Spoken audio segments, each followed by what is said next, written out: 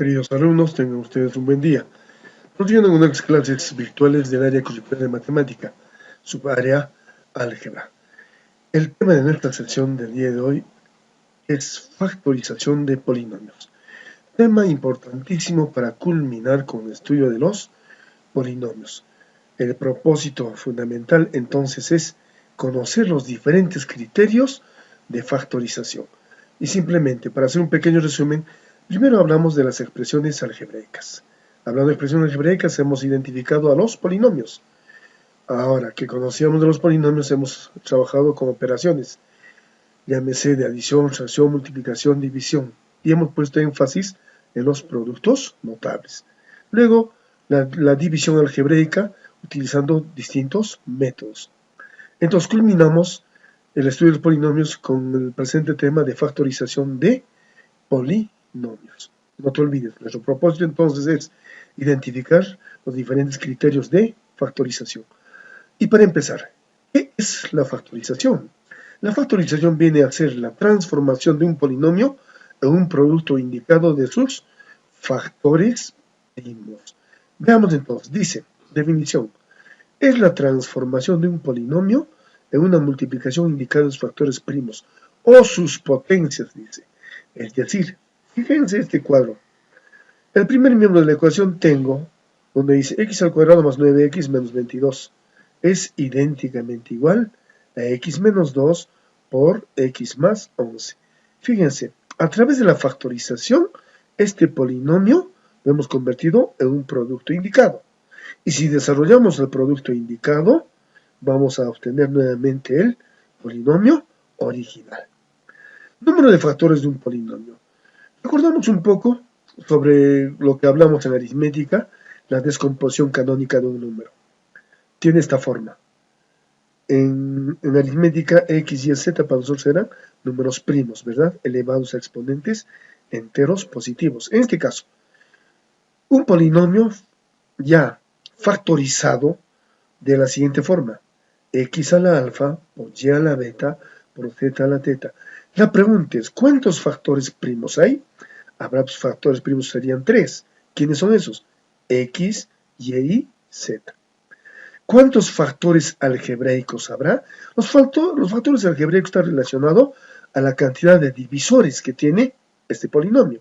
Y la cantidad de divisores se asemeja con la cantidad de divisores estudiados en aritmética. Vale decir, ¿qué hemos hecho en aritmética? Hemos multiplicado los exponentes aumentados en una unidad. Eso era cantidad de divisores. Aquí también, cantidad de factores o divisores de un polinomio. Para este polinomio de esta forma sería alfa más 1 por beta más 1 por teta más 1. ¿Y qué van a ser los factores algebraicos entonces? ¿Cuál es la cantidad de factores algebraicos? Cantidad de factores algebraicos vendría a ser ese mismo producto, este mismo producto, cantidad de divisores, menos 1. Entonces, tres cositas importantes. Factores primos, ¿quiénes son? Los que son la base. Factores algebraicos, ¿quiénes son? La cantidad de divisores menos una unidad. Y cantidad de factores o divisores viene a ser la cantidad total de divisores. Siguiente. Criterios de factorización. Vamos a ir a los distintos criterios que existen dentro de la factorización. El más común. Criterio del factor común. Puede ser factor común monomio o factor común polinomio. El factor común es el valor que aparece en cada uno de los términos. O de repente podemos obtener agrupando convenientemente dichos términos. Aquí dice, criterio del factor común. Dice, el factor común es el que figura en cada uno de los términos. O se puede obtener agrupando convenientemente. El segundo criterio, criterio de aspa simple. El criterio de aspa simple es aplicable a polinomios de la forma p de x, y igual a ax a la 2n más menos bx a la n, y a la m más menos c por y a la 2m. ¿Cuál es el procedimiento para un aspa simple? Debidamente ordenado el polinomio en forma descendente y completo, por supuesto, vamos a descomponer en dos factores, el primer término y el tercer término, cuidando sus signos de cada uno y los valores correspondientes. ¿Con el fin de qué? De que el producto en aspa sea igual el resultado o la suma de esos dos productos parciales sea igual al término central. Entonces, ¿qué tenemos? Vamos a tener los factores que se toman en forma horizontal. Ese es el criterio del ASPA simple. Vamos al tercer criterio. Criterio de las identidades. Para aplicar el criterio de las identidades, se nos hace necesario recordar, en este caso, las diferentes identidades. Vale decir, si ustedes verifican la tabla, en el siguiente cuadro, tenemos una diferencia de cuadrados. ¿A qué era igual una diferencia de cuadrados? Al producto de A más B por A menos B. Una diferencia de cubos o una suma de cubos. ¿A qué era igual el resultado de la diferencia o suma de cubos? Era el producto de un binomio por un trinomio, ¿verdad? Eso hemos temas estudiados en productos notables. Y aquí tenemos un TCP, o sea, un trinomio cuadrado perfecto. A más menos B todo elevado al cuadrado. Aquí era igual cuadrado del primero más doble producto primero por segundo más cuadrado del segundo. Y finalmente la suma o diferencia de dos monomios todo elevado al cubo. Aquí era igual al cubo más 3 veces a cuadrado por B más 3 veces A por B cuadrado más B al cubo. O simplemente relacionando con las famosas identidades de Cauchy, la forma abreviada, ¿verdad? Ya conocen ustedes. Bien. El siguiente, criterio de aspa doble. El criterio de aspa doble es utilizado para polinomios que tienen la forma P de x, y igual a x a la 2m más menos bx a la m y a la n más menos cy a la 2n más menos dx a la m más menos y a la n más menos f. En otras palabras, a polinomios que van a tener 6 términos ordenados en forma descendente. Mire, primero, segundo, tercer, cuarto, quinto y sexto término. ¿Y cómo es el procedimiento por este criterio de aspa doble? Vamos a verificar. Les invito a observar el siguiente cuadro atentamente. Estos valores que tenemos aquí exactamente son los que están ubicados. ¿Qué es lo que tengo que hacer para desarrollar por este criterio? Vamos a utilizar o aplicar 3 aspas simples. El primer valor, la primera aspa simple, vamos a trabajar entre el primer y tercer término. Descomponemos el primero y el tercero y la suma correspondiente a los productos parciales nos debe dar el segundo término. ¿Estamos bien? Entonces, primera aspa simple, entre el primer y tercer término, para obtener el segundo término. La segunda aspa simple, vamos a trabajar entre el tercer y sexto término, entre CY a la 2M y F. Descomponemos, esto ya estaba descompuesto previamente, al trabajar con el primero. Descomponemos a F en dos factores, de tal manera que el producto en aspa, esta vez, sea igual al quinto término. ¿Por qué el quinto término? Porque el quinto término lleva la variable y. Porque estamos, tercer término que era variable y el término independiente aquí, ¿no es cierto? Entonces hallamos el término y. Y la tercera aspa aplicamos entre el primer y sexto término. Eso ya a manera de comprobación, para comprobar. ¿Y qué me debe dar el resultado de la suma de los productos parciales? Me debe dar el cuarto término, o sea, de x a la n. En conclusión, acuérdate bien, primera aspa entre primero y tercer término, segunda aspa entre tercero y sexto término, y tercera aspa entre el primer y último término. ¿De acuerdo? Vamos a ver el siguiente criterio. Criterio de aspa doble especial. El aspa doble especial se utiliza para polinomios de grado 4 de una sola variable. En este caso, en general dice para polinomios de cuarto grado, p de x igual a x a la m más bx a la m más cx a la m más dx más c. Si es de cuarto grado, por supuesto, habrá en aquí 5 términos, ¿verdad? 5 términos, debidamente ordenados en forma descendente. ¿Y cuál es el procedimiento para este criterio de aspa doble especial, exclusivamente para este tipo de ejercicio o de problemas? Fíjense el siguiente cuadro. Dice p de x igual a x a la cuarta más bx al cubo más x al cuadrado más dx más c. Está debidamente ordenado en grado 4. ¿Qué es lo que voy a hacer? Vamos a aplicar un primer aspa simple entre el primer y quinto término, entre ax cuarta y e. Descomponemos más o menos como para obtener el tercer término, o sea, cx al cuadrado.